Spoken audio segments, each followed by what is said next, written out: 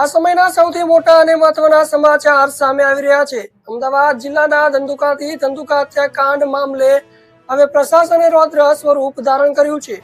આરોપીઓ સામે માત્ર કાયદાકીય જ નહીં પણ હવે આર્થિક રીતે પણ કમર તોડી નાખવાની કામગીરી શરૂ કરવામાં આવી છે। ધંધુકાના ચકચારી હત્યાકાંડ બાદ સમગ્ર ગુજરાતમાં રોષનો માહોલ હતો। ત્યારે હવે સરકાર અને જિલ્લા પ્રશાસને ગુનેગારોમાં ફેલાવી દીધો છે। વહેલી સવારથી જ ધંધુકાના વિવિધ વિસ્તારોમાં જેસીબી અને બુલડોઝરના કાફલા ઉતારી દેવામાં આવ્યા છે।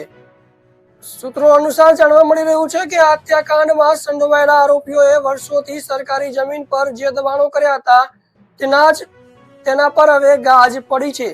માત્ર રહેણાંકો જ નહીં પરંતુ આરોપીઓ દ્વારા ચલાવવામાં આવતી ગેરકાયદાકીય દુકાનો અને અન્ય બાંધકામો પર પણ તંત્રએ હવે સપાટો બોલાવ્યો છે। જેટલી મિલકતોને ટાર્ગેટ કરવામાં આવી છે જે સંપૂર્ણપણે ગેરકાયદેસર હોવાનું તપાસમાં બહાર આવ્યું હતું।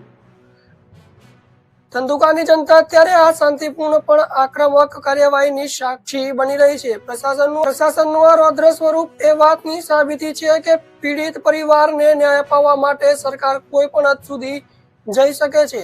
આ બુલડોઝર માત્ર પથ્થર અને સિમેન્ટના માળખા નથી તોડી રહ્યા પણ ગુનેગારોના મનોબળને પણ તોડી રહ્યા છે। આ સમાચાર પર અમારી સતત નજર રહેશે। તમારું આ સમગ્ર ઘટના વિશે શું મંતવ્ય છે કમેન્ટ કરીને જરૂર જણાવજો।